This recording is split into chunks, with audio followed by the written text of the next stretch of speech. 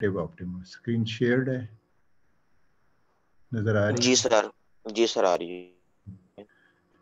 अच्छा, एक स्टूडेंट ने मेरे साथ साथ मुझे बताते रहना है कि अगर डिस्कनेक्शन होता है तो कम से कम मुझे पता चल जाए, मैं ऐसे ही ना उसको डिस्कस करता रहूँ। तो आज फिर हम एक सिंपल मॉडल लेंगे और ये मॉडल है, ये इसमें भी दोनों constraints less than equal to है।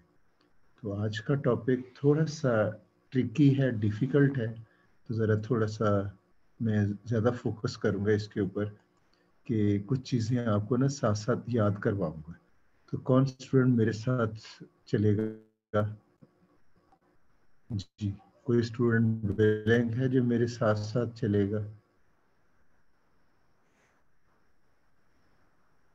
जी, कौन विलिंग है जो मेरे साथ साथ बोलेगा? जो मैं पूछूंगा उसको रेस्पॉन्स देगा उसको? कोई भी नहीं? सर ट्राई करेंगे साहब भी। सभी ट्राई करेंगे। मैंने साथ साथ आपको बताना है और आपसे पूछना है। आपको मैंने एक स्टूडेंट को याद करवाना है तो सबको याद हो जाएगा। तो मैं कह रहा हूँ एक तो साथ साथ आप याद करते रहेंगे ना, तो मुझे भी पता चल रहा होगा कि हम बात हो रही है। तो आप ही चलेंगे मेरे साथ फिर? अच्छा सर, मैं चल लेता हूँ। जी अब्दुल, अच्छा मोहम्मद अब्दुल्ला जी। तो अब्दुल्ला, अभी ना हम इसको देखते हैं कि हमारे पास ये मॉडल है। मुझे सिर्फ एक चीज़ आप लोगों को याद करवानी है, ऑलरेडी सबको याद होगा लेकिन फिर भी एक दफ़ा और अटैम्प्ट ले लेते हैं। जब आप इस मॉडल को स्टैंडर्ड फॉर्म में आप कन्वर्ट कर लेते हो और फिर इस सारे डेटा को इधर प्लेस कर लेते हो, तो उस वक्त ये फर्स्ट आइटरेशन में आप बता सकते हो कि आपके बेसिक वेरिएबल्स कौन से हैं? सर बेसिक जी वेरिएबल्स अब्दुल, आपके वो होते हैं। जी सर, जो किधर आपके से? जीरो। जी जी, सर नॉन बताइए। बेसिक होते सर, बेसिक आई थिंक वो होते हैं जो आपके जीरो वेरिएबल्स होते हैं। नहीं, बेसिक वेरिएबल्स होते जीरो हैं नहीं जो होते। जीरो नहीं जीरो होते। नहीं होते। हाँ, लेकिन जी इस सर। फर्स्ट आइटरेशन में वो कौन से वेरिएबल्स हैं? ये फर्स्ट आइटरेशन आपके सामने, तो बता सकते हैं इसमें sir two basic variables? Minus 2 - 4 1 2 1 1 1 0 5 1 4। नहीं नहीं, बेसिक वेरिएबल्स का नाम सर पूछ रहा x x sir X1 X2 X1 X2। है। x1 x2 नहीं है, ये बेसिक सेक्शन होता है ये वाला, S1 and S2. S1 and S2। तो अभी नेक्स्ट। आपने अब्दुल्ला, ये मैंने कहा ना, मैंने आपको याद करवाना है। आपको याद करवाऊंगा तो सबको याद हो जाएगा। ये हमारे ओके सर। बेसिक वेरिएबल्स है, ये वाले ठीक हो गया। और जी सर। अगर मैं ज़रा कलर स्कीम चेंज कर देता हूँ ताकि हम साथ साथ इसको ना याद करें। और अगर आप चीज़ देखें, ऑनलाइन में पढ़ाना इतना मुश्किल है, वो आपको अंदाज़ा नहीं है। आप तो कहते हैं ना ऑनलाइन में पढ़ना मुश्किल है, पढ़ाना इससे ज़्यादा मुश्किल है। तो जी सर। मैं वो सारे मेजर्स ले रहा होता हूँ जो डेफिशिएंसीज हैं, उनको हमने पूरा करके, तो आज आप देखिएगा एंड ऑफ लेक्चर आप देखेंगे कि एफर्ट हुई है जिससे आपको ये चीज़ें याद हो गई हैं। क्योंकि बोर्ड पे अगर हूँ मैं तो मैं बड़ी आसानी से इन चीज़ों को आपको एक्सप्लेन कर दूँ। तो अभी देखें, मैं अब सबसे पहला इधर नॉन बेसिक वेरिएबल्स लिखनी है मैंने। बेसिक वेरिएबल्स आपके ये हैं, तो बताइएगा अगर S1 और S2 बेसिक हैं तो नॉन बेसिक कौन से होंगे? Sir, X1 and sir. X2. हाँ अब्दुल्ला, बात ये हो जी रही सर। थी, टोटल वेरिएबल्स आपको इधर से नजर आ रहे होते हैं, ठीक है? ये जी सर। टोटल वेरिएबल्स है। तो आपके ये बेसिक बने हुए हैं, तो जो इसमें जी सर। मिसिंग हो गए, मिसिंग मींस टोटल में से देख सकते हैं ये, तो ये इधर है, जो इधर नहीं है जी सर। वो ये वेरिएबल नॉन है, बेसिक होंगे। ये दो वेरिएबल, ये नॉन ओके सर। बेसिक। तो मैं इधर ना नॉन बेसिक की लिस्टिंग कर देता हूँ, मैं नॉन बेसिक की ना लिस्टिंग कर देता हूँ ताकि पिक्चर बिल्कुल क्लियर रहे। इस वक्त ये नॉन बेसिक है, ठीक है? ये बेसिक है और ये नॉन बेसिक है। अब मुझे प्रॉपर्टीज पे आने हैं। ये नॉन बेसिक वेरिएबल्स के कोएफिशिएंट्स z में, z इक्वेशन में क्या होते हैं इन रेगुलर प्रैक्टिस, ठीक है। तो बताइएगा क्या रूल है इनके लिए, ये जो नॉन बेसिक सर वेरिएबल्स होते सर जो इक्वेशन के अंदर हम सर स्टैंडर्ड फॉर्म में कन्वर्ट करते हैं जब उन्हें, तो जो सर x1 x2 वगैरह सर जो वेरिएबल्स होते हैं सर उन्हें हम लेते हैं। नॉन नहीं, नेगेटिव फॉर्म में। मैं ये पूछ रहा हूँ, ये जो वेरिएबल्स इधर मिसिंग है जो नॉन बेसिक है, वैल्यू तो जी आपने जी शुरू में बता दी सर। कि इनकी वैल्यू जीरो होती है, इनकी सोल्यूशन वैल्यू जीरो होती है। मैं बात कर रहा जी हूँ सर। z इक्वेशन में, z इक्वेशन में z रो के अंदर इनके कोएफिशिएंट्स का क्या रूल है, ये z नजर आ रही है ना आपको, जी सर। तो इनके अंदर किस किस्म की वैल्यूज होनी चाहिए, कोएफिशिएंट्स यानी इसके। सर सर जी सर नॉन जीरो।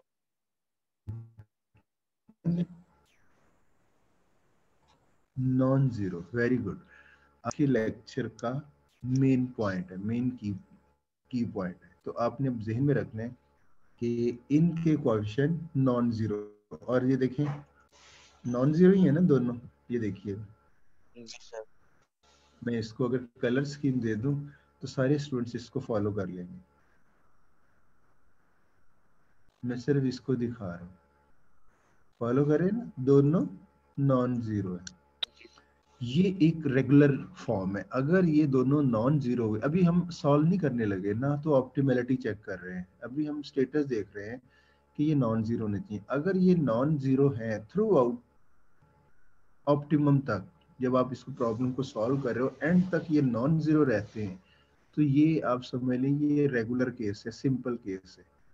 लेकिन आज का टॉपिक है हमारा अल्टरनेटिव ऑप्टिमम, और इसकी इंडिकेशन सिर्फ उस वक्त मिलेगी, इन्हीं कोएफिशिएंट से नजर आएगी कि आपके प्रॉब्लम में अल्टरनेटिव ऑप्टिमा, ये जो मॉडल है इसको सॉल्व करते हुए अल्टरनेटिव ऑप्टिमा एग्जिस्ट करता है या नहीं। तो यही नॉन बेसिक वेरिएबल्स के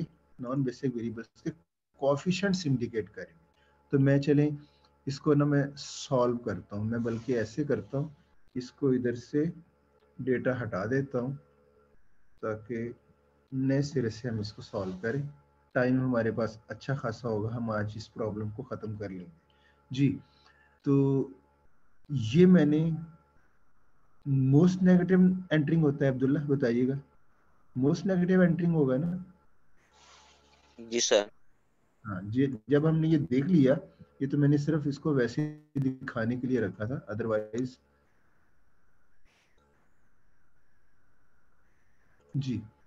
अब आपका ये एंटरिंग होगा आपका,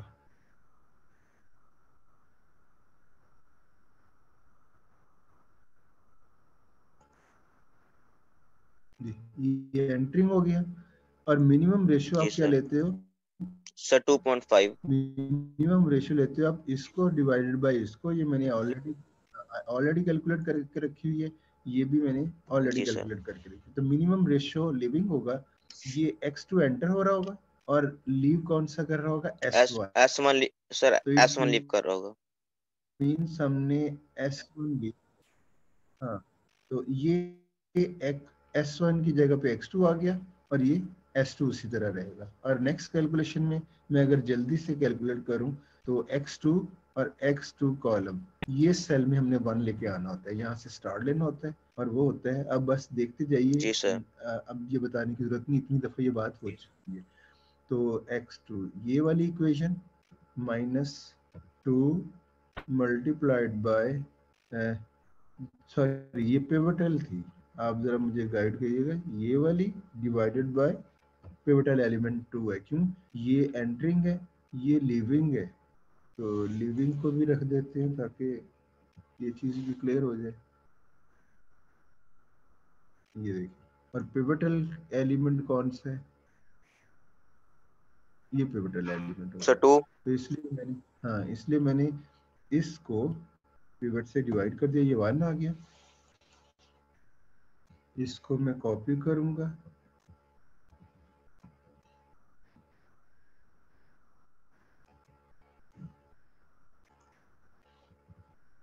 जी ये कॉपी हो चुका है। और अब कैलकुलेट करना है जी को इसी कॉलम से इक्वल ये 0 माइनस ये -4 है इसका कोएफिशिएंट मल्टीप्लाइड बाय ये पिवटल रो।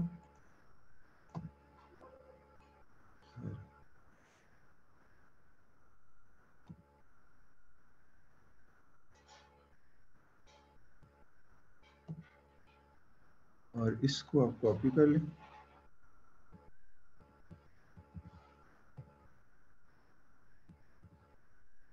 और अब इस रो की बारी है 0 लेके आने। ये S2 है, S2 row old minus 1 coefficient multiplied by pivotal row 0 आ गया। इसको कॉपी करें पेस्ट कर दें इधर पेस्ट। तो ये सारा हमारा कैलकुलेट हो गया। ये कॉलम थोड़ा सा कॉपी में इरेज हो जाता है बॉर्डर उसका, उसको हम दोबारा से ले लेते हैं।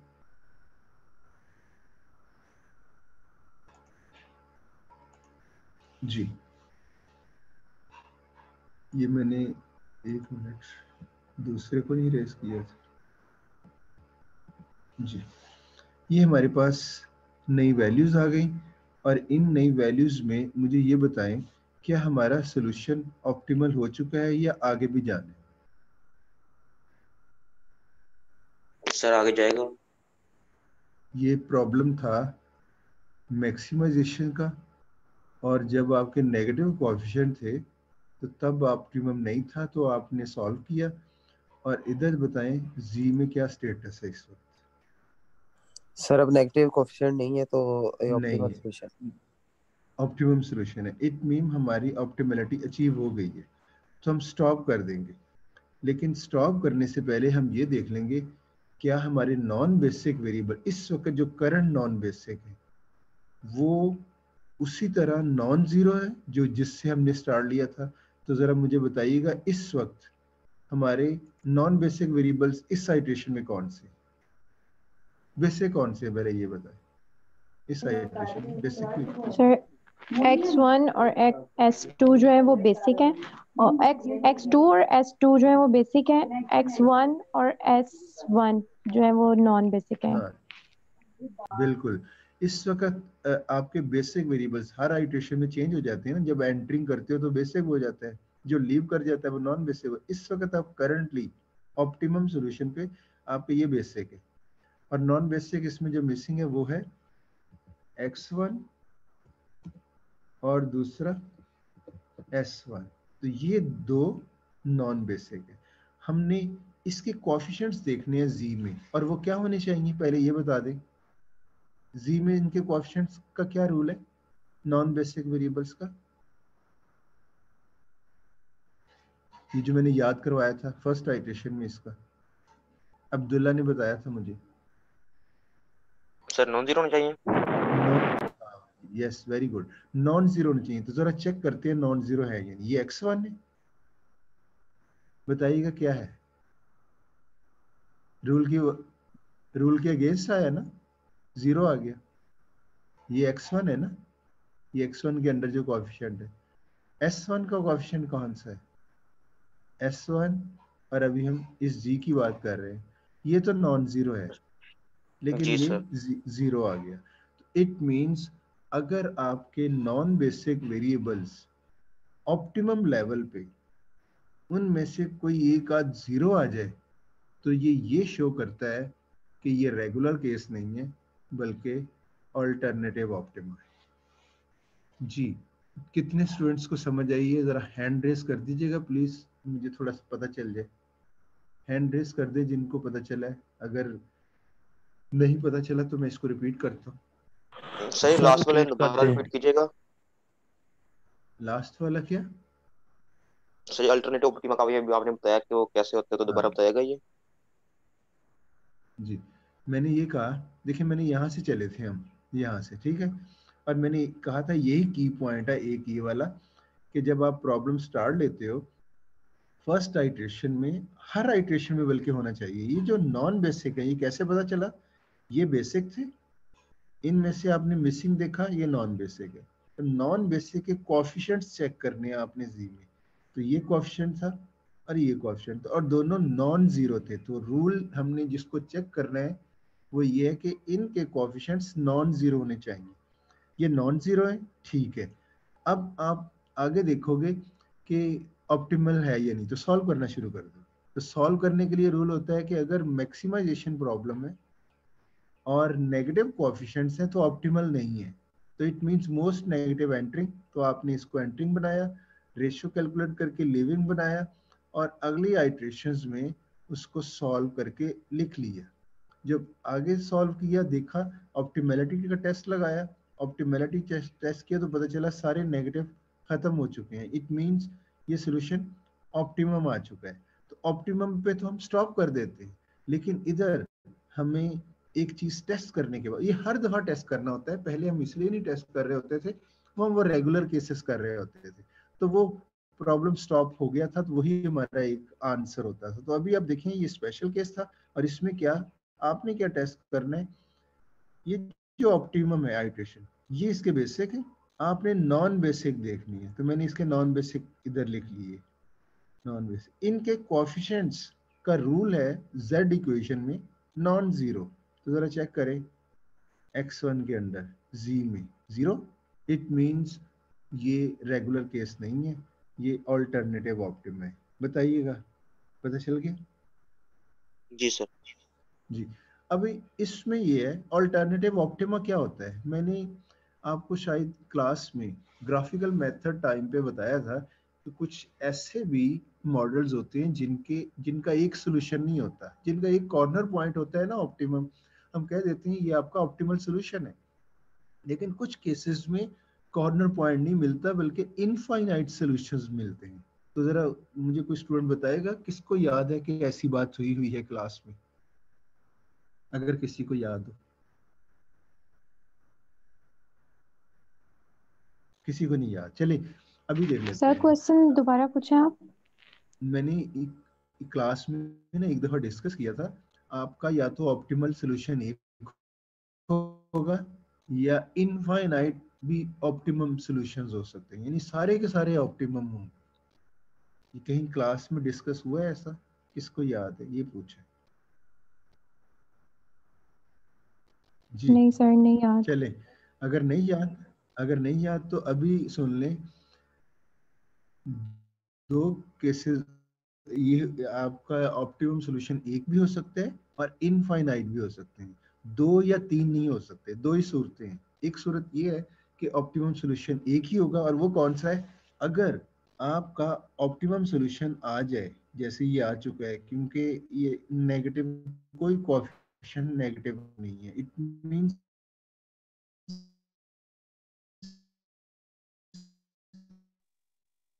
सर आवाज का डिस्ट्रक्शन हो रहा है।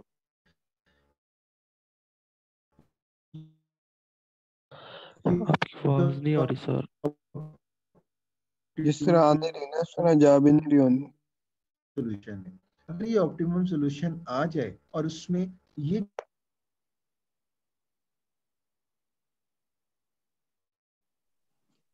सर आवाज नहीं आ रही सर आपकी। सर सर आवाज आपकी चली गई है। अच्छा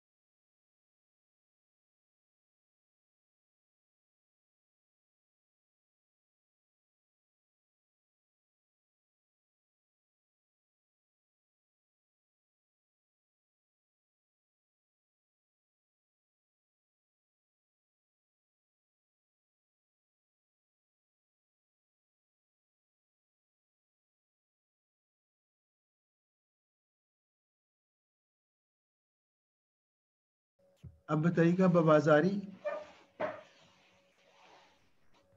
जी अब तो कोई इश्यू नहीं है? नहीं सर, अब क्लियर आ रही है। अच्छा ठीक है। अच्छा, हम बात कर रहे थे कि अगर आपका ऑप्टिमम सॉल्यूशन आ जाए और आपके जो उस वक्त ऑप्टिमम सॉल्यूशन में नॉन बेसिक वेरिएबल्स हैं उसके कोएफिशिएंट्स जीरो के अंदर नॉन जीरो हों तो वो रेगुलर केस है। अगर कोई एक जीरो है तो वो ऑल्टरनेटिव ऑप्टिमा है। बातें इसमें इतनी ज्यादा हैं, मैं फिर इसको रिपीट कर रहा हूँ। ऑप्टिमम सॉल्यूशन आ चुका है। इस वक्त आपने अपने नॉन बेसिक वेरिएबल्स देखने कौन से हैं? वो हैं x1 s1। इनके कोएफिशिएंट जीरो के अंदर आपके नॉन जीरो होने चाहिए रेगुलर केस में। और अगर एक भी जीरो है इट मींस ये ऑल्टरनेटिव ऑप्टिमा है। जी बताइए, हो गया पॉइंट क्लियर? जी सर। जी, अगर ये पॉइंट क्लियर हो गया है तो अभी देखें इसमें ऑल्टरनेटिव ऑप्टिमा एग्जिस्ट कर रहा है। और मैंने कहा आपका ऑप्टिमम सॉल्यूशन या तो एक हो सकता है, अगर रेगुलर केस है तो आपका ऑप्टिमम सॉल्यूशन सिंगल ही होगा। लेकिन अगर आपका ये वाला केस है जो आज हम डिस्कस कर रहे हैं तो आप समझ सकते हैं कि इसमें ऑप्टिमम सॉल्यूशन एक नहीं है बल्कि इनफाइनाइट है। ये पॉइंट क्लियर हो गया? बताइएगा। Yes sir. Yes sir. जब मैं आपसे पूछता हूँ ना बताइएगा, इट मीन्स आपकी तरफ से रिस्पॉन्स आता है तो मुझे ये होता है कि जी हाँ, कनेक्शन का कोई प्रॉब्लम नहीं है, हम एक दूसरे की बात सुन रहे हैं, तो इसलिए आपका रिस्पॉन्स बहुत जरूरी है। अच्छा, एक से ज्यादा सॉल्यूशंस, एक से ज्यादा सॉल्यूशंस का क्या मतलब है? एक से ज्यादा सॉल्यूशन का नहीं मतलब है, एक होता है ऑप्टिमल वैल्यू और एक होता है ऑप्टिमम सॉल्यूशन। ऑप्टिमम सॉल्यूशन होता है वेरिएबल की वैल्यूज। इस वक्त आपके पास ये सॉल्यूशन है आपका, और नॉर्मली हम डिसीजन वेरिएबल्स को ही लेते हैं। ये S2 तो हमारा सिलेक्ट होता है, तो हम डिसीजन वेरिएबल्स, तो आपके इसमें डिसीजन वेरिएबल्स हैं x1 x2, ये डिसीजन वेरिएबल्स हैं। तो ऑप्टिमम सॉल्यूशन में बताइएगा क्या वैल्यूज हैं इनकी। x1 क्या है? x1 की वैल्यू क्या है बताइएगा? 0। जीरो। तो ये देखिए मैंने इधर सॉल्यूशन लिखा हुआ है x1 जीरो। और इस वक्त x2 की क्या वैल्यू है? फिर टू वो अभी पॉइंट जीरो है। Sir two 2.5। 2.5। हाँ यस, 2.5। तो आपके पास आप कह सकते हो आपका optimum solution x1 equal to 0 और x2 इक्वल टू 2.5 है। तो ये ऑप्टिमम सॉल्यूशन है। ऑप्टिमम वैल्यू क्या है इस वक्त? 10। 10। Very good. यानी आपकी जो z होती है ये ऑप्टिमम वैल्यू होती है।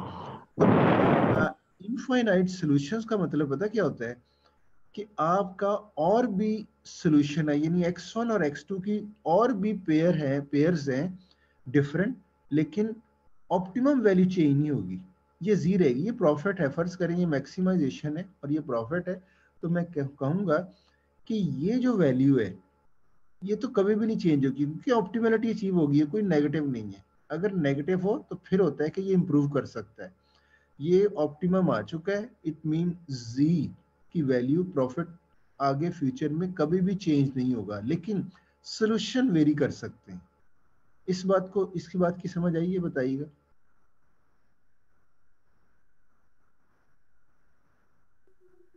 यस जी सर।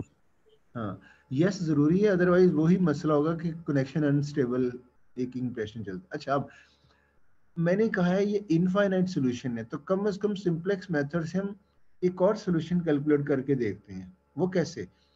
एंटरिंग वेरिएबल करना होता है आपने। अब तो आपके पास नेगेटिव है ही नहीं, यही जो जीरो था ना नॉन बेसिक का, यही आपका एंटरिंग वेरिएबल बन जाएगा। तो आपका एंटरिंग वेरिएबल अगर इस तरह का केस आ जाए अल्टरनेटिव ऑप्टिमा, और आप ऑप्टिमैलिटी पे स्टॉप कर चुके हो, लेकिन क्लेम है आपका कि आपके और भी सॉल्यूशंस अवेलेबल हैं, लेकिन जी उसमें सेम ही रहेगी, सॉल्यूशन डिफरेंट होंगे, तो उसको नेक्स्ट सॉल्यूशन कैलकुलेट करने के लिए आप इसको एक आइट्रेशन आगे सॉल्व कर सकते हो। और क्योंकि एक आइट्रेशन आगे सॉल्व करने के लिए कोई नेगेटिव कोएफिशिएंट होना जरूरी था, लेकिन वो नहीं है क्योंकि ऑप्टिमम है, तो आपका जिस कोएफिशिएंट ने जिस वेरिएबल ने इंडिकेट किया है कि ये ऑप्टिमम है उसी को एंटरिंग वेरिएबल बना लें। तो आपके नॉन बेसिक वेरिएबल ये थे, इनमें S1 तो 2 था, X1 0 था, तो इसी यही आपका एंटरिंग वेरिएबल बन जाएगा। तो बताइएगा ये पॉइंट क्लियर हो गया कि अगर आपका ऑप्टिमम हो और आपने एक आइटरेशन अल्टरनेटिव ऑप्टिमम एक आइटरेशन आगे और सॉल्व करनी है तो किसको एंटरिंग बनाएंगे? X1 को। वही वेरिएबल जिसने ये इंडिकेट किया है जो 0 कोएफिशिएंट के साथ है, जिसने वही एंटरिंग होगा। अब आपका ये बन जाएगा एंटरिंग,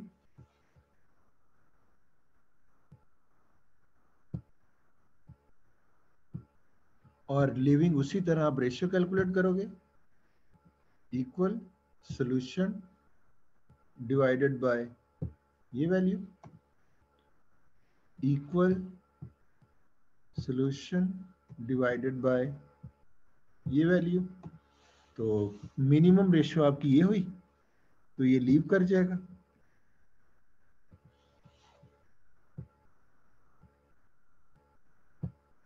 और पिवट आपका बनेगा इसका इंटरसेक्शन ये,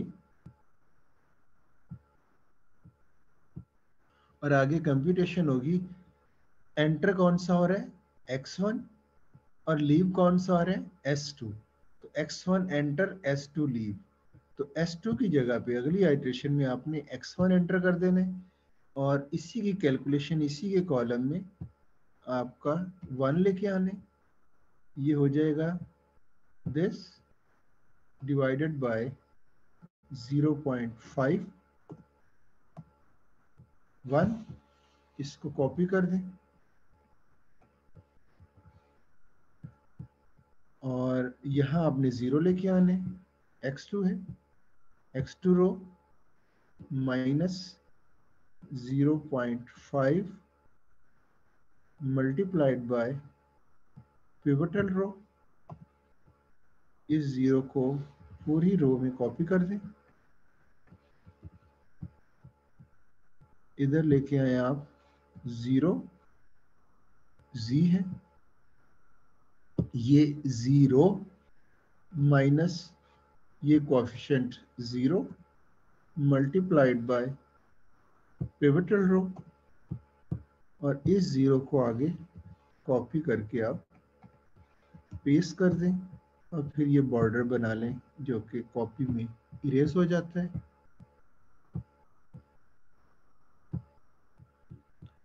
तो बताइएगा अभी भी ऑप्टिमम है या नहीं?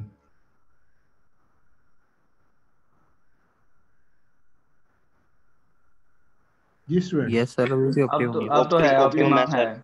अभी भी देखें आपकी आवाज आई है, मुझे पता चला कि हाँ आप मेरी बात सुन रहे हैं, अभी भी ऑप्टिमम है। तो जरा देखिएगा Z चेंज हुई है,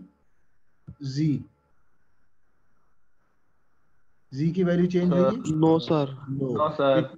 नो सर। ये ऑप्टिमम ही है, और ऑप्टिमम और सॉल्यूशन चेंज हुआ है। देखिए इसमें X1 था 0 और X2 था 2.5, इसमें X1 क्या है? 3 3 और X2 क्या है? 1 1। इट मींस ये एक और सॉल्यूशन आपको मिल गया ऑप्टिमम। ये ऐसी था जैसे ये भी ऑप्टिमम है और ये भी ऑप्टिमम। अगर कोई ऑर्गेनाइजेशन को एक से ज्यादा ऑप्टिमम मिल रहे हैं तो उसके पास चॉइस है। देखिए मेरे पास ये चॉइस है, अगर फर्ज करें ये रेडीमिक्स का मॉडल होता और उसमें X1 आई थिंक था एक्सटीरियर पेंट और X2 था इंटीरियर पेंट, और मैंने कहा था ये रेडीमिक्स मॉडल में लेके ही जा रहा हूँ कि फ्यूचर में अगर मैं कोई चीज समझाऊंगा आपको तो मुझे ये हेल्प करेगी। आपको याद आया होगा, और इसीलिए रेडीमिक्स जब मैं एक्सटीरियर पेंट और इंटीरियर पेंट कहता हूँ आपको फौरन आपका माइंड उधर चल जाना चाहिए। तो ये सोल्यूशन ये बता रहा है कि ऑर्गेनाइजेशन को अगर मैक्सिमम प्रॉफिट लेना है तो उसको एक्सटीरियर पेंट बनाने नहीं चाहिए X1 = 0, और उसको सिर्फ इंटीरियर पेंट बनाना चाहिए, और वो क्वांटिटी होनी चाहिए 2.5 टन। फॉलो करें इस पॉइंट को, बताइएगा। Yes sir. जी अभी देखें, एक तो मेरे पास ये ऑप्शन है कि मैं ये पेंट बनाऊं ही ना और ये जाऊं, मुझे ये रेडीमिक्स नहीं है, मैं सिर्फ मिसाल देने के लिए, इनका 2 वेरिएबल्स हैं तो मैं इसलिए आपको समझा रहा हूँ। एक आपके पास ये भी आपको प्रॉफिट मिल रहा है 10, आपको एक और ऑप्शन मिल गई कि प्रॉफिट आपका 10 ही रहेगा और आप x1 को यानी एक्सटीरियर पेंट को 3 टन्स बना सकते हो और इंटीरियर पेंट को 1 टन। तो एक ऑप्शन और नहीं आ गई आपके पास, बताइएगा। यस जी सर। सर आ गई है। तो ये ऑल्टरनेटिव ऑप्टिमा होना एडवांटेज है या डिसएडवांटेज? एडवांटेज। एडवांटेज है। क्या चीज? एडवांटेज। एडवांटेज है। देखिए मार्केट में compete कर रहे हैं, आपके पास सेम वही प्रॉफिट लेने के लिए आपके पास ऑप्शंस मल्टीपल आ गई हैं। आप देखें, ये सोल्यूशन कह रहा है सिर्फ एक पेंट बनाएं, ये सोल्यूशन कह रहा है 2 पेंट बनाएं। चलो अच्छा ये बताएं, एक पेंट बनाना बेस्ट सोल्यूशन है या 2 paint business point of view से? सर 2। 2 पेंट क्यों? मार्केट में compete कर रहे हैं तो आपकी प्रोडक्ट दोनों अवेलेबल होनी चाहिए मार्केट में, अगर आपने दूसरी कंपनीज को साथ compete करना है। तो ये देखें, मैं फिर समरी बताने लगा हूँ आज के टॉपिक की कि आपने मॉडल को सॉल्व करना शुरू किया, स्टैंडर्ड फॉर्म, फर्स्ट डेटा ले आए, डेटा लाने के बाद आपने देखा कि ये ऑप्टिमम है या नहीं, ऑप्टिमम नहीं है, आपने सॉल्व किया, most negative entering, minimum ratio living, आगे चले गए, आपने इसको सॉल्व करके देखा ऑप्टिमम आ गया। सिर्फ एक चीज आपने देखनी है, जब ऑप्टिमम आ जाए तो देखना इसके नॉन बेसिक वेरिएबल्स के कोएफिशिएंट्स का स्टेटस क्या है। तो इसके नॉन बेसिक वेरिएबल्स मैंने इधर लिख लिए यहाँ से देख के, तो इन के अगर कोएफिशिएंट्स नॉन जीरो है फिर तो ये रेगुलर केस है और एक ही ऑप्टिमम में जो आ चुका है यही फाइनल है। तो लेकिन जब हमने देखा ये S1 इसका कोएफिशिएंट 2 है और x1 इसका कोएफिशिएंट 0 है, इस 0 ने इंडिकेट किया कि ये रेगुलर केस नहीं है बल्कि ये अल्टरनेटिव ऑप्टिमा है, जिसको हम अल्टरनेटिव भी हम कभी बोलते हैं। तो अल्टरनेटिव ऑप्टिमा ये कहता है कि आपके पास एक सोल्यूशन नहीं है बल्कि इनफाइनाइट सॉल्यूशंस है। और मैंने कहा भी एक सोल्यूशन तो है, जरा दूसरा सोल्यूशन भी देख लेते हैं। सिंपलेक्स मेथड सिर्फ 2 सोल्यूशन दे सकता है, एक तो वो जो ऑप्टिमम आ चुका है और एक जो आप जिसने इंडिकेट किया उसको एंटरिंग वेरिएबल करके आप फर्दर सॉल्व करते हो, एक ये 2 ही सोल्यूशन दे सकता है, थर्ड नहीं देगा। अगर देखा जाए तो इधर आगे भी फिर हम वही अडॉप्ट कर सकते हैं स्ट्रेटेजी। वो क्या थी? इसमें अभी नॉन बेसिक कौन से हैं बताइएगा? इस वक्त ये बेसिक है, तो नॉन बेसिक कौन से हैं मैं इधर लिखना चाह रहा हूँ, लिखवाइए। S1 S2 S1 S2 S1 yes S2 sir और अब S2 इनके हाँ इनके क्वेश्चन देखते हैं। S1 2 और S2 0, फिर वही 0 शो रहा है 0 मीन ये अल्टरनेटिव ऑप्टिमा है। अब अल्टरनेटिव। आप इसको एंटरिंग करके और रेशियो निकाल के लिविंग करके सॉल्व करोगे, वही पहले वाली इटरेशन आ जाएगी, सेम यही सोल्यूशन आएगा। तो यानी ये सोल्यूशन घूमना शुरू कर देगा, ये 0 एंटरिंग करेंगे, आगे सॉल्व करेंगे, वो पहले वाली इटरेशन आ जाएगी, फिर उसको सॉल्व करेंगे तो फिर यही इटरेशन, तो ये सोल्यूशन इसी के अंदर घूमता रहेगा। तो क्यों? ऑप्टिमल तो आ चुका है, आपने तो सिर्फ देखना था कि दूसरा सोल्यूशन आपको मिल सकता है या नहीं। यहाँ तक अगर समझ आ गई है तो मैं इसके डिफिकल्ट पार्ट की तरफ एंटर हो जाते हैं। हमने 50% इस प्रॉब्लम को अंडरस्टैंड कर लिया। यहाँ तक अगर समझ आ गई है तो जरा हैंड रेस कर दें, जो दूसरे सोए हुए हैं उनको ऐसे ही हम डिस्टर्ब करते हैं। जी हैंड रेस कीजिएगा, जी देखते हैं सर आ कौन गई। देखना है कौन सो रहा है। मेरे लिए भी 8 बजे उठना मुश्किल है, लेकिन हमें ये काम करना है, ठीक है। अच्छा कुछ लोगों ने हैंड रेस नहीं किया, शायद वो सो रहे होंगे, और दूसरा हम सारी दुनिया को तो एजुकेट नहीं ना कर सकते। तो देखें जिन्होंने हैंड रेस नहीं किया, प्लीज अगर उनका कोई क्वेश्चन है, अब वो हैंड रेस करें, सिर्फ वो जिनको जो क्वेश्चन करना चाह रहे हैं, बाकी डाउन कर लें, बाकी सिर्फ जिनको समझ नहीं आई वो हैंड रेस करें। इट मींस यहाँ से पता चलेगा कि सो रहे हैं या जाग रहे हैं। सो रहे, चलो सोने दें, सोने वालों को डिस्टर्ब नहीं करना चाहिए। वैसे मेरे पास अभी टाइम है वो नेक्स्ट पॉइंट डिस्कस करने का, तो नेम बाय नेम हम पूछ भी सकते हैं। एक स्टूडेंट नजर आ रहा है, सप्तान रजा। सप्तान रजा, जरा माइक ऑन कीजिएगा। सप्तान रजा, सप्तान माइक ऑन करें। Yes sir. सप्तान, आपकी अटेंडेंस बहुत शॉर्ट है। मैंने कहा चलो ये भी देख लें, जाग रहे हो और ये भी पूछ लें। आपकी अटेंडेंस बहुत शॉर्ट है, क्या प्रॉब्लम है? सर वो मेरी तबीयत नहीं थी ठीक पिछले 2 वीक से। तो और तबीयत सर यहाँ ठीक पे की ना है। घर में इंटरनेट का बहुत इशू होता है। देखें, जिनका इंटरनेट का इशू होता है मुझे ईमेल कर देते हैं, मैं उनकी अटेंडेंस लगा देता हूँ। अगली क्रिएशन से पहले वो प्रेजेंट हो जाते हैं। तो आपकी तरफ से कोई ईमेल नहीं आती, इट मींस आप ओरिजिनली एब्सेंट है नेचुरली। तो इस चीज का ख्याल रखें। वीडियो देख लेते होते हैं अगर नहीं समझ आती तो। यस सर, अभी कोशिश कर रहा हूँ जो मेरे लेक्चर लगे थे वो कवर कर लूँ। हाँ, कवर कर ले। ये सब्जेक्ट बहुत इंटरेस्टिंग है, इतना मुश्किल भी नहीं है कि आप कर ना सको। जी वापस आते हैं। स्टूडेंट्स मुझे ये बताइएगा, ये केस में आपको ना ग्राफिकल मेथड से यही डिस्कस करते हैं। अभी देखें, ये ग्राफिकल मेथड, एक आइट्रेशन आपकी थी ये वाली, लेस देन इक्वल टू 5। ये मैंने इधर प्लॉट की, ये देखिए ये प्लॉट हुई है। हम इसको प्लॉट करना नहीं मैं सिखाऊंगा, आपको ऑलरेडी पता होगा। ये आपने ये प्लॉट कर दी और सॉल्यूशन स्पेस नीचे है। दूसरी कंस्ट्रेंट, ये जब आपने प्लॉट की, ये वाली कंस्ट्रेंट है, ये प्लॉट की, और इसकी सॉल्यूशन स्पेस ये, और कॉमन एरिया ये शेडेड एरिया आपको नजर आ रहा है। इसकी जी इक्वेशन भी प्लॉट की वो ये है। तो मुझे बताएं, मैंने कॉर्नर पॉइंट लेना है, अगर जी इधर इंक्रीज कर रही है तो बताएं, अगर मैं जी को इधर लेके आता हूँ तो ये जो बी, ये पॉइंट बी नजर आ रहा है, ये सी नजर आ रहा है। तो मैं जब इसको इधर लेके आ रहा हूँ, क्या ये पैरेलल नहीं है इसके?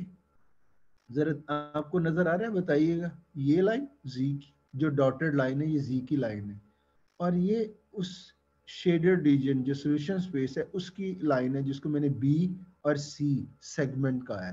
तो बताएं, ये जी इसके पैरेलल तो नहीं है कहीं? पैरेलल है सर। पैरेलल है।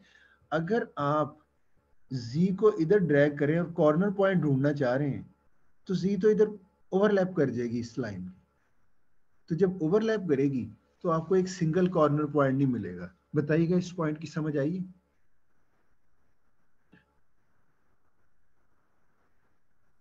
इस पॉइंट की समझ आई? सर दोबारा बताइए एक दफा। यस सर, थोड़ी ये कह बहुत। रहा हूँ, हमारा ऑप्टिमल सॉल्यूशन पता कौन सा होता था? अगर हम z को ड्रैग करते हुए लेके जा रहे हैं और वो इस सेक्शन को उस वक्त छोड़े कि सिर्फ एक कॉर्नर पॉइंट को टच कर रहा हो लास्ट पे, तो वो हमारा ऑप्टिमल पॉइंट होता था, ऑप्टिमल सॉल्यूशन। लेकिन जी इस सर। केस में, इस केस में हम z को इधर, ये इधर है, मैं z को खींच के इधर ले आता हूँ, फर्ज करें ये इधर है, और फिर मैं ड्रैग करते हुए कॉर्नर पॉइंट लेना है कि आखिरी पॉइंट कौन सा टच होगा इससे बाहर निकलते हुए, वही मेरा ऑप्टिमल सॉल्यूशन होता है। लेकिन जब मैं इसको ड्रैग करते लेके जाऊंगा, ये इस लाइन के ओवरलैप कर जाएगा। मैं थोड़ा सा ऊपर लेके जाऊंगा तो वो शेडेड रीजन से बाहर हो जाएगा, अंदर लेके आऊंगा तो वो इस लाइन के ओवरलैप कर जाएगा और कॉर्नर पॉइंट नहीं मिलेगा मुझे। ये पॉइंट समझ आ रही है? Yes sir. जी सर।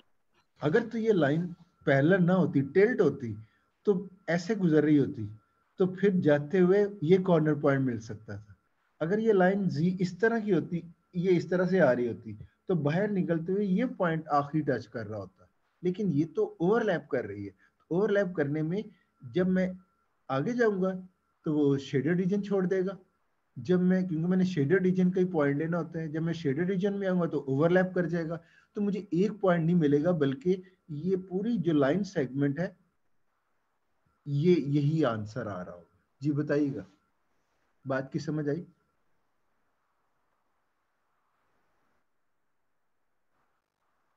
जी स्टूडेंट्स, सर थोड़ी थोड़ी आ गई है। थोड़ी थोड़ी, मैं सिर्फ ये कह रहा हूँ, ये देखें, मैं ये पता है वैसे जी से आप कैसे कॉर्नर पॉइंट ढूंढते होते हैं ऑप्टिमम, ये पता है आपको वैसे? जी सर। तो देखें आप z को ऐसे लाइन को पकड़ के ऊपर खींच के लेके जा रहे हैं ऐसे ऐसे, जैसे ही वो आप आखिरी कॉर्नर पॉइंट मिलता है आपको जिससे वो z टच कर रही होती है, ऊपर जाए तो बाहर निकल जाएगा, इस रीजन के अंदर आएंगे तो वो कॉर्नर पॉइंट को टच करेगा। इस सूरत में आपको एक ऑप्टिमम सोल्यूशन मिलता था, लेकिन इस केस में वो लाइन इससे बाहर निकलते हुए ओवरलैप कर रही है, तो दो ही ऑप्शन है, या बाहर निकल जाएगी या आपको तो वो लाइन शेडेड रीजन में रहना है। तो इस लाइन को उस रीजन का लास्ट पॉइंट देना है, वो लास्ट पॉइंट मिलेगा नहीं बल्कि वो पूरी की पूरी लाइन मिल रही है, ये कहना चाह रहा हूँ। ठीक है सर। अगर समझ नहीं आई तो मैं दूसरी स्लाइड ओपन करके दूसरा आपको प्रॉब्लम, वो टाइम लग जाएगा उसको। अच्छा, तो आप ना अगर रेडीमिक्स का जो मैंने सॉल्व किया हुआ है, जो यूट्यूब पे लेक्चर होगा ग्राफिकल पॉइंट का, उसको दोबारा से देखिएगा। तो उसमें ना जब आप जी को बाहर निकाल रहे होते हैं तो सिर्फ एक कॉर्नर पॉइंट ही मिल रहा होता है, लेकिन इधर एक कॉर्नर पॉइंट नहीं मिल रहा बल्कि वो पूरी की पूरी पूरी लाइन, लाइन मिल रही है। पूरी जी लाइन सर। मिल रही है। तो आप समझें, अगर आपके पास एक लाइन है, इसके ऊपर कितने पॉइंट्स होते हैं? इनफाइनाइट। इनफाइनाइट। सर ये इन्फिनिटी पॉइंट्स। हाँ, इन्फिनिट पॉइंट, ये सारे के सारे जो इनफाइनाइट पॉइंट है ये सारे के सारे ऑप्टिमम है। ये देखें, ये जो पॉइंट था ना 0 और 2.5, जब हमने फर्स्ट टाइम सिंप्लेक्स मेथड से ऑप्टिमम सॉल्यूशन कैलकुलेट किया तो ये हमारा सॉल्यूशन था। ये पता कौन सा पॉइंट था? इस लाइन का एक एज, ये बी, x1 0 है और x2 क्या है 2.5, ये वाला, ये पॉइंट है। तो जब हमने इसको एक स्टेप और आगे सॉल्व किया सिंप्लेक्स मेथड में तो हमारे पास ये पॉइंट आया। तो ये इस लाइन का दूसरा कॉर्नर पॉइंट है, एक्सट्रीम्स हैं ये, यानी ये एक एक्सट्रीम है, ये दूसरी एक्सट्रीम है। तो माइंड में रखें, सिंप्लेक्स मेथड सिर्फ कॉर्नर पॉइंट तक ही मूव करता है, एक कॉर्नर पॉइंट से दूसरे कॉर्नर पॉइंट चलता है। तो ये एक कॉर्नर पॉइंट था, ऑप्टिमम था, दूसरा भी ऑप्टिमम निकला, तो ये दूसरा उस पॉइंट। तो इस वक्त अगर आप सिंप्लेक्स से कहें कि जी सिंप्लेक्स आपको आंसर दे, सिंप्लेक्स तो बेचारा सिर्फ ये दो सॉल्यूशंस ही दे सकेगा, एक ये दे दिया, एक ये दे दिया, दोबारा सॉल्व करोगे तो वही दोबारा आ जाएगा। तो सिंप्लेक्स मेथड, ये जो इसके अंदर इनफाइनाइट पॉइंट इसके ऊपर एग्जिस्ट कर रहे हैं इस लाइन के ऊपर, ये भी आपकी वो सॉल्यूशंस हैं जिसमें प्रॉफिट 10 ही मिल रहा है आपको मैक्सिमम, लेकिन आपके पास ऑप्शंस डिफरेंट है। जैसे अभी एक स्टूडेंट ने कहा था कि एक ऑप्शन है कि एक्सटीरियर पेंट ना बनाए, इंटीरियर पेंट बनाए, और एक ऑप्शन है एक्सटीरियर पेंट इतना बनाए और इंटीरियर पेंट इतना बनाए। तो दो ऑप्शन है आपके पास, एक ये सोल्यूशन है और एक ये सोल्यूशन है। तो आपके पास तो इधर इनफाइनाइट ऑप्शंस है ये वाली, तो इनफाइनाइट ऑप्शन सब में आपका z 10 ही है। तो बताएं, अब आपके पास इतनी ऑप्शंस हैं कि आप ये पॉइंट भी ले सकते हो, मैं ऐसे ही अज्यूम कर रहा हूँ, अगर मैंने ये पॉइंट लेना है, ये भी ऑप्टिमम है, सिंप्लेक्स ने तो सिर्फ ये दिया और ये दिया, मैं ये पॉइंट लेता हूँ। तो ये पॉइंट पता क्या कह रहा है? x1 देखता हूँ इस पॉइंट के लिए क्या है, 2 नजर आ रहा है, तो यानी एक्सटीरियर पेंट 2 टर्न्स। और इस पॉइंट के लिए मैं x2 देखता हूँ, ग्राफ के जरिए देखेंगे ना स्केल रख के, ये 1.5 है तकरीबन। तो मेरे पास तो एक ये ऑप्शन भी है, फिर मार्केट में 2 टर्न्स बनाऊं एक्सटीरियर पेंट और अप्रोक्सीमेटली, क्योंकि मुझे नजर नहीं आ रहा इसलिए मैं अप्रोक्सीमेटली का वर्ड यूज कर रहा हूँ, अप्रोक्सीमेटली 1.5 एक्सटीरियर पेंट बनाऊं, इंटीरियर पेंट। तो ये भी तो आपके पास एक ऑप्शन है। और कौन सी ऑप्शन है आपके पास? तो सारी ऑप्शंस हैं, ये कोई भी पॉइंट ले लें, ये पॉइंट ले लेता हूं मैं, ये इसमें ये x1 1 है और x2 नियरली इक्वल टू 2 है, तो एक जी आपके सर। पास ये भी ऑप्शन है। तो ये, तो आपके पास इनफाइनाइट ऑप्शन है, आप कोई भी इसमें से एक पॉइंट ले लें, उसका x1 इधर से कैलकुलेट करें, x2 इधर से कैलकुलेट करें, और ऑर्गेनाइजेशन कहेगी कि मैन्युफैक्चरिंग इस तरह से करें, हमें प्रॉफिट अभी भी 10 मिलेगा, आप कोई और ठीक हो पॉइंट गया ले लें। सर। तो ये इनफाइनाइट पॉइंट जो है ये आपके सारे के सारे ऑप्टिमम सॉल्यूशंस हैं। बताइएगा, इस पॉइंट की समझ आई? जी सर आ गया। अच्छा, ये है 2 वेरिएबल प्रॉब्लम, ये तो ग्राफ ही काफी है, 2 पॉइंट तो आपको मिल गए, एक बी मिल गया ऑप्टिमम सॉल्यूशन, एक सी, और आप ग्राफ के जरिए ये भी देख सकते हो। अगर आपके पास प्रॉब्लम हो 4 वेरिएबल, उसका तो ग्राफ नहीं बन सकेगा। तो मुझे बताएं, आप सिंप्लेक्स मेथड में जब आते हो, सिंप्लेक्स मेथड तो 2 कॉर्नर पॉइंट्स ही देगा, एक ऑप्टिमम जब आ गया, एक सोल्यूशन वो मिल गया ये वैल्यूज के साथ, और एक सोल्यूशन आपके पास एक और मिल गया, दूसरा कॉर्नर पॉइंट। तो बताएं दूसरे इनफाइनाइट सॉल्यूशंस कैसे मिलेंगे? ग्राफिकल तो 4 वेरिएबल को नहीं देख सकता, तो वो कैसे मिलेंगे? तो ये एक हर्डल है ना, नजर आई आपको? एक अलजेब्राइक वे में ये ढूंढना मुश्किल है दूसरे इनफाइनाइट सॉल्यूशंस में से कोई सॉल्यूशन। दो ही सॉल्यूशन मिलेंगे सिंपलेक्स मेथड से। जी, फॉलो किया इस पॉइंट को? जी सर। तो सिंपलेक्स मेथड कहने का मतलब है, सिंपलेक्स मेथड अगर ऑप्टिमम सॉल्यूशन आ जाता है और अल्टरनेटिव ऑप्टिमा एग्जिस्ट कर रहा है, तो इट मींस सिंपलेक्स मेथड में कैपेबिलिटी इतनी ही है कि वो सिर्फ एक और सॉल्यूशन एक्स्ट्रा दिखा सकता है, यानी जो उस लाइन का दूसरा कॉर्नर पॉइंट है वो और नहीं दिखाएगा। अगर आपको वो दूसरे मेरा क्वेश्चन अगर एग्जाम में ये आता है कि मुझे उन इनफाइनाइट सॉल्यूशंस में से कोई एटलीस्ट 4 सॉल्यूशंस दे दे, तो आप ग्राफ तो बना नहीं सकते क्योंकि वेरिएबल 4 है। आप अलजेब्राइक वे में सॉल्व कर रहे हो टेबल मेथड से, तो आपके पास सिर्फ 2 सॉल्यूशंस हैं और मैंने मांगे हैं 4। तो आप क्या करोगे? आपको अलजेब्राइक वे ही इंट्रोड्यूस करवाना होगा उन इनफाइनाइट सॉल्यूशंस को फाइंड आउट करने के लिए। तो आपको एक नया मेथड सीखना होगा जो कि इसका अलजेब्राइक मेथड होगा। ये वो कॉर्नर पॉइंट्स के अलावा जो इनफाइनाइट सॉल्यूशंस हैं उनको ढूंढना है हमने। तो पॉइंट क्लियर हुआ कि करना क्या चाह रहे हैं? जी सर। जी, अब हम उसका मेथड, इसका मेथड भी थोड़ा सा डिफिकल्ट है, लेकिन मैं उसको आसान बनाने के लिए पहले मैं एज्यूम करता हूँ मेरे पास ये 2 पॉइंट्स थे। एक मेरे पास सॉल्यूशन है ये वाला 0 2.5 और दूसरा है 3,1, यानी मेरे पास 2 कॉर्नर पॉइंट्स है। एक ये है, इस पॉइंट को अगर मैं कहूँगा ये है 0,2.5 और ये क्या है 3,1, यानी एक ये है 3,1 0,2.5। इन दो सॉल्यूशंस के लिए मैं फार्मूला बनाऊंगा। फार्मूला में ड्राइव करना बाद में सिखाऊंगा। जो ड्राइव फार्मूला है उससे मैं जरा सॉल्यूशन निकालना दिखा देता हूँ। ये देखें, मैंने ये एक फार्मूला ड्राइव किया है, ये वाला, ये माइंड में समझ लो।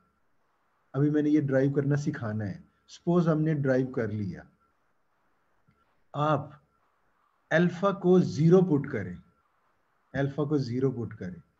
ये है दो पेयर्स हैं, ये असल में एक पेयर है, इसमें एक ये वैल्यू है कॉमा एक ये है। मैं इसको रीड कर देता हूँ। 3 माइनस 3 अल्फा यानी 3 multiply by alpha, 3 minus 3 alpha, एक तो ये पॉइंट है कॉमा दूसरा पॉइंट है 1.5 अल्फा प्लस 1। तो ये ड्राइव करना भी थोड़ी देर में मैं सिखाऊंगा। ये आपका उन सारे ऑप्टिमम सॉल्यूशंस को दिखा सकता है। कैसे? अल्फा को 0 लें, अल्फा को 0, तो ये 0 पुट करेंगे तो ये क्या आएगा 3 माइनस 3 इंटू 0 0 3, तो ये आ जाएगा x1 3। इधर 0 पुट करें अल्फा को, ये सारा 0 हो जाएगा, ये आ जाएगा 1। तो आपने अल्फा को 0 पुट किया तो आपके पास आया 3, x1 3 और x2 1। तो बताइएगा ये सी पॉइंट नहीं है? जी सर। जो सी पॉइंट है, तो अल्फा को 0 पुट करोगे तो उस जो लाइन आपकी जिसके ऊपर इनफाइनाइट सॉल्यूशन है उसका एक कॉर्नर पॉइंट, सॉरी उसका एक एज, एक एक्सट्रीम उसकी आ जाएगी 3,1। और अल्फा को 1 पुट करते हैं, 3 माइनस 3 इंटू 1, तो 3 माइनस 3 0 0। और अगर अल्फा को आप 1 पुट करें इधर 1.5 इंटू 1, ये 1.5 रहेगा प्लस 1, तो दोनों को ऐड कर देंगे 1.5 सर प्लस 1 2.5। 2.5। तो आप देखें ये आपको दूसरा बी पॉइंट नहीं मिल गया? जी बी सर। पॉइंट मिल गया। तो अब आप समझें कि आपको अगर आप ये फॉर्मूला ड्राइव कर लें तो ना सिर्फ वो 2 पॉइंट जो सिंपलेक्स मेथड दे रहा है वो निकल आएंगे, बल्कि दूसरे भी निकल आएंगे। दूसरे भी मैं आपको सिखाता हूँ कैसे निकल आएंगे। वो कैसे? ये जो 0 और 1 है ना, ये एक्सट्रीम है। अल्फा 0 एक एक्सट्रीम में और 1 एक एक्सट्रीम में। उसके दरमियान क्या होगा? जैसे प्रोबेबिलिटी में सारी चीजें अब 0 और 1 के दरमियान लेनी होती हैं, फ्रैक्शंस। तो इसी तरह ये करना है। ये एक एक्सट्रीम में, ये दूसरी एक्सट्रीम में। आप देख सकते हैं ग्राफ में, ये एक एक्सट्रीम में 3,1 और 0,2.5 दूसरी एक्सट्रीम में। तो ये एक जो लाइन है ये वाली, इसकी लेंथ हमने 1 सपोज कर ली। हमने इसको कहा कि ये 0 है और ये कहा 1 है। तो अगर मैं सारी लाइन को 1 करूं तो मैं अल्फा जो है मैं इधर ड्रैग कर रहा हूं। ये देखें, ये अल्फा 0 है इस पॉइंट पे और इधर अल्फा क्या है 1, यानी पूरी लेंथ जो है वो अल्फा है। तो इधर 0 लेंथ है इस पॉइंट पे, तो अल्फा 0 लिया। ये मैंने पूरी की पूरी फुल लेंथ ली तो मैंने अल्फा 1 किया। अगर मैं इसके मिडिल में आऊं तो अल्फा क्या होगा, लेंथ इधर से शुरू करनी है। फुल को डिवाइड कर देंगे हाफ पे। आप 1 को हाफ पे डिवाइड कर दें, यानी फुल लेंथ क्या है जी 1। तो जी अगर सर। मैं इसको इधर लेके जा रहा हूँ और हाफ पे आता हूँ तो वो फ्रैक्शन क्या होगी 1 की, 1 सर बाई 1/2। जी सर। 1/2, राइट। तो वो फ्रैक्शन 1। अगर मैं इसकी फ्रैक्शन इधर लेता हूँ 3 3rd 4th, तो 3/4 होगी। तो जी सर। आपका अल्फा इस तरफ चल रहा है, ये अल्फा की लेंथ बढ़ रही है। जो भी पॉइंट आप लेंगे तो उसमें अल्फा की 2 वैल्यूज होंगी, एक ये होगी अल्फा उस पॉइंट तक लेंथ, और एक कोई रिमेनिंग जो 1 माइनस अल्फा होगी। तो अगर मैं मिडिल में आता हूं तो अल्फा क्या होगा 1/2 और ये जी रिमेनिंग सर। क्या होगी 1 माइनस 1/2, यानी 1 माइनस अल्फा। तो अभी देखें ये जो फ्रैक्शंस है, मैं क्या बताना चाह रहा था, ये देखें इधर अल्फा 0 है। आपने ये पॉइंट जब लिया इट मींस ये आपका अल्फा है और ये क्या है 1 माइनस अल्फा। तो ये अगर हाफ है 1 का 1/2, तो 1 माइनस अल्फा क्या होगा 1/2।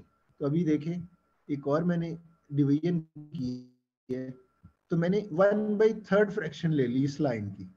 तो ये 1/3 है, ये अल्फा है, और 1 माइनस अल्फा क्या होगा, 1 में से 1 माइनस 3 माइनस कर दें तो 2/3 आ जाएगा।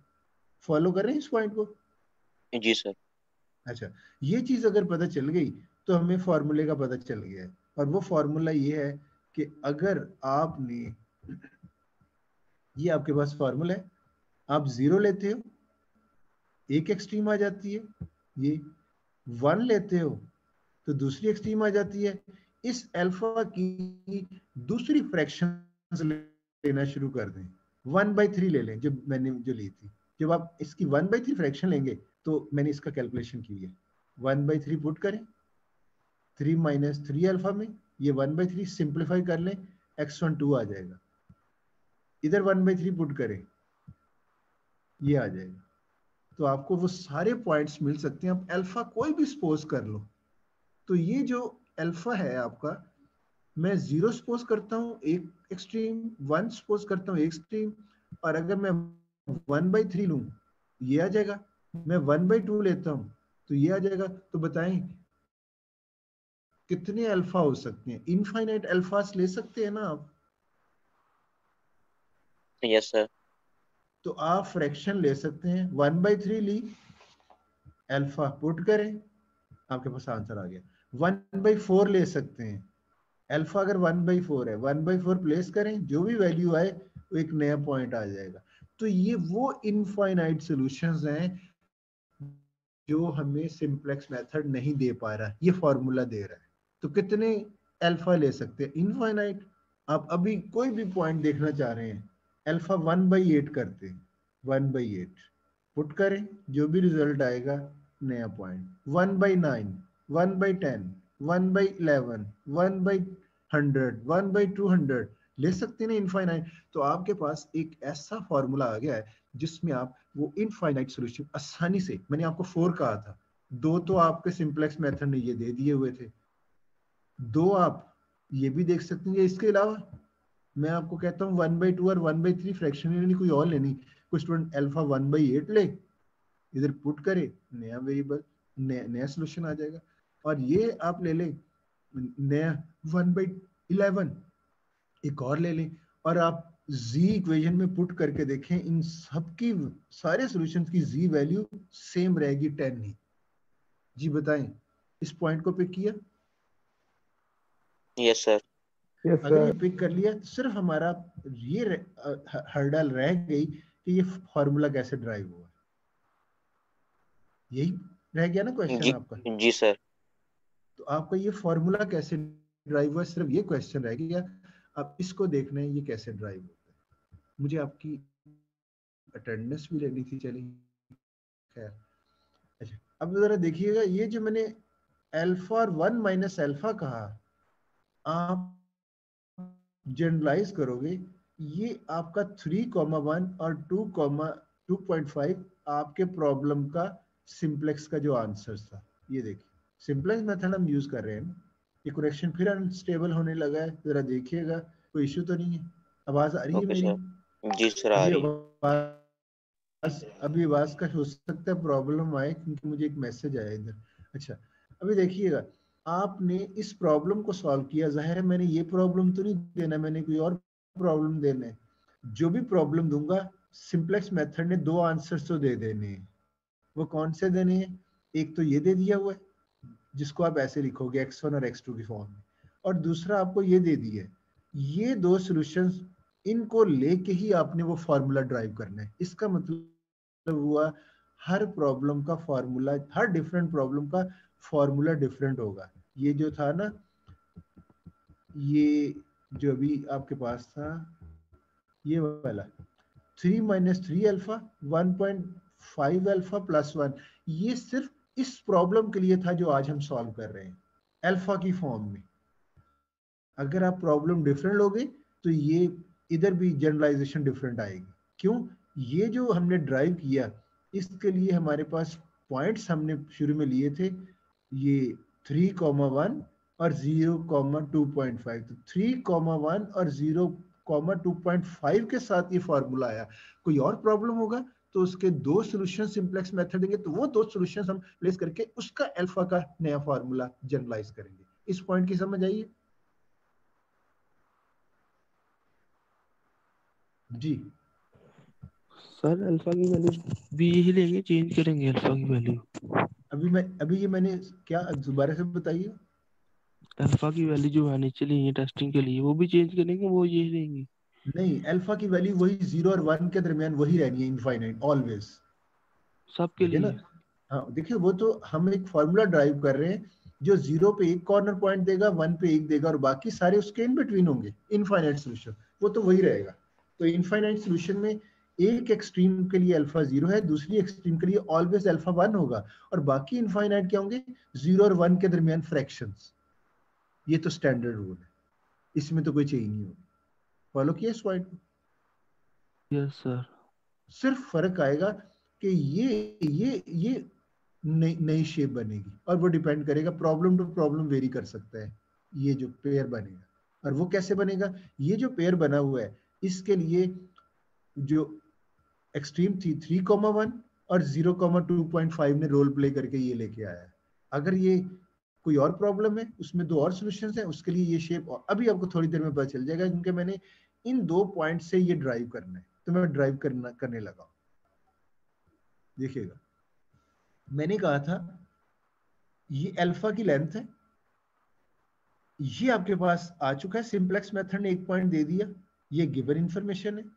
सिंप्लेक्स मेथड ने ये भी दे दिया, ये भी आपके पास गिवन इंफॉर्मेशन है। अल्फा, आपने कोई भी इस लाइन के दरमियान एक पॉइंट ड्रॉ कर लें, तो ये लेंथ क्या है? अल्फा, और ये लेंथ क्या होगी? 1 माइनस अल्फा। आपने सिर्फ ये करना है, इस पॉइंट्स को मल्टीप्लाई करना है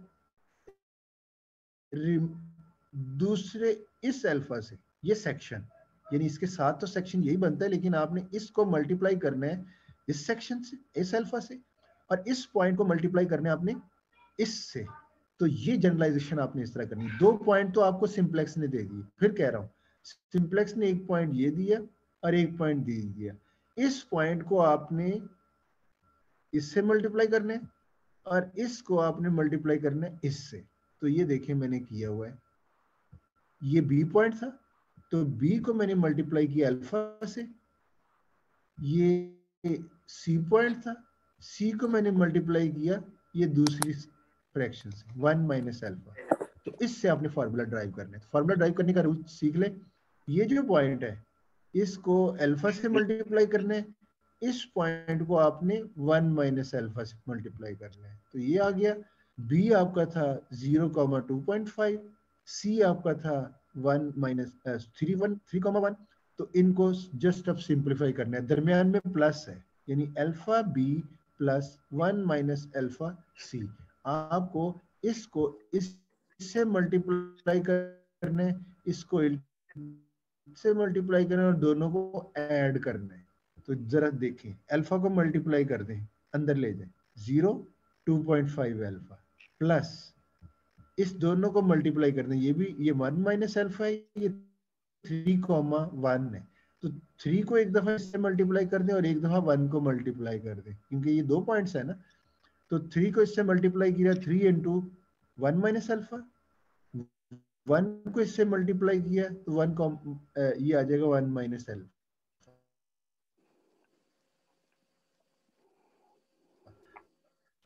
जी बताइएगा, आवाज आ रही है? मुझे अनस्टेबल का मैसेज आया, आवाज आ रही है? जी सर आ रही है आवाज सर, आ रही है आपको? आ रही है जी, सर। ठीक है, ठीक है। आप देखिए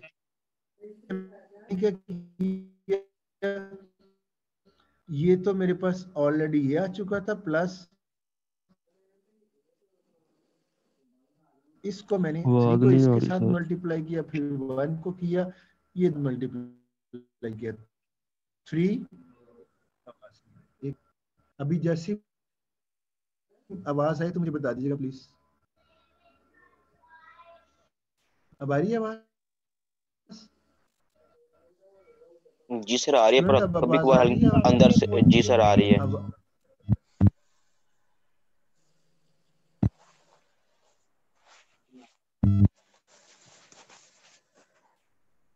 अच्छा,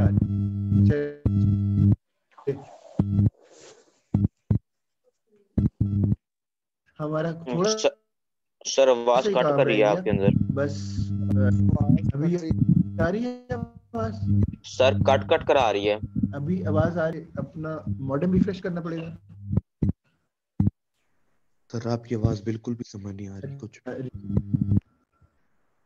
जी बहुत कट रही है। आवाज कट रही है, बस 1 मिनट वेट करें जरा।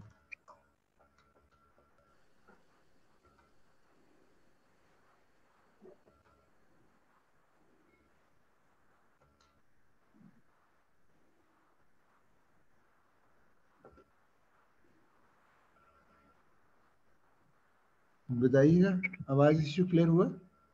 Yes sir. जी ठीक आ रही है सर, अब? जी सर। अच्छा चले, हम इसको सिंप्लीफाई कर रहे हैं, तो ये देखें, इसको मैंने इसके साथ, ये असल में पेयर था, t minus 3 alpha comma 1 minus alpha. अब आपके पास ये फर्स्ट को फर्स्ट के साथ ऐड करोगे, ये प्लस है ना दरमियान में, और सेकंड को सेकंड के साथ ऐड करोगे, तो 0 प्लस इसके साथ इसको प्लस कर दिया, दरमियान में कॉमा है, इसको इसके साथ प्लस कर दिया, और इसको सिंप्लीफाई किया, ये आ गया 3 माइनस 3 अल्फा, और ये आ गया, इसको फर्दर सिंप्लीफाई करेंगे 2.5 अल्फा प्लस 1 माइनस अल्फा, तो ये आ जाएगा 1.5 अल्फा प्लस 1। मैं शीट शेयर कर दूंगा, आपको बड़ी आसानी से समझ आ जाएगी। पॉइंट क्लियर हुआ जी स्टूडेंट्स? आवाज का इश्यू अभी भी? No sir. तो ये पता चल गया मैंने सिंप्लीफिकेशन कैसे की है? Yes sir. अच्छा, अगर ये पता चल गया है तो जरा देखिएगा, ये वो फॉर्मूला था जिससे मैं अल्फा 0, अल्फा 1 और 1/2, 1/3 और दूसरी फ्रैक्शंस प्लेस करके अपने ऑप्टिमम सॉल्यूशंस ढूंढ रहा था। क्लियर हुआ पॉइंट? Yes sir. तो अगर आपका प्रॉब्लम डिफरेंट हुआ, फॉर्मूला तो यही है, अल्फा मल्टीप्लाइड बाय पॉइंट, ये पॉइंट हर प्रॉब्लम के डिफरेंट आएंगे, ऐसे ही है ना? जी सर। तो ये अगर जो प्रॉब्लम होगा, ये पॉइंट उसके होंगे, उनको आप सिंप्लीफाई करके जो फॉर्मूला बनाओगे, वो आपकी नई जनरलाइजेशन होगी, और उसके जरिए आप दोबारा से कोई भी सॉल्यूशन फाइंड आउट कर सकते हैं। जी बताइए, पॉइंट क्लियर हुआ? Yes sir. तो इसका मतलब है अल्टरनेटिव ऑप्टिमा आपको समझ आ गई। जी सर। तो जरा हैंड रेस करेंगे कोई स्टूडेंट जिनको ये समझ आ चुकी है?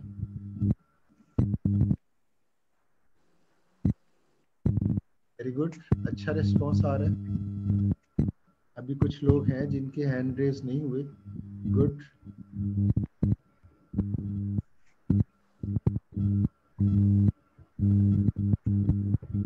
जी अच्छा, तो अभी भी कुछ स्टूडेंट्स ऐसे हैं जिन्होंने हैंड रेज नहीं किया, तो अगर उनका कोई क्वेश्चन है तो वो क्वेश्चन कर सकते हैं प्लीज। फिर मैं अटेंडेंस की तरफ जाऊंगा। जी बताइएगा। No issue. नो। 5 स्टूडेंट्स ने हैंड रेज किए हैं। ये क्वेश्चन पूछने वाले हैं या ये बताने वाले हैं कि समझ आ गई? चलें स्टूडेंट्स, मुझे बता दीजिए, अटेंडेंस की तरफ चलें। Yes sir, attendance yes sir. चलिए मैं जरा स्टूडेंट से ना वैसे ही बात कर लेता हूँ। जरा माइक ऑन करके मेरे साथ बात कीजिएगा। बासत फयाज, माइक ऑन करें। Hello sir. समझ आ गई आपको? सर मेरी लास्ट क्लास की अटेंडेंस के वक्त ही मेरे ना फोन ही ऑफ हो गया था।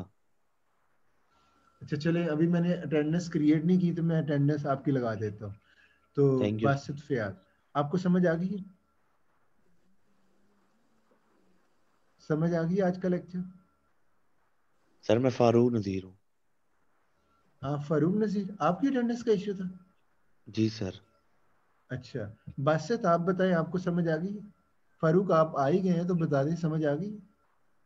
यस सर, थोड़ी थोड़ी आगे, बाकी सर वो मुनीब से समझ लेता होता हूँ, क्योंकि अच्छा सर मेरे पहले मुनीब। वाले बहुत सारे लेक्चर्स ना मिसिंग हैं।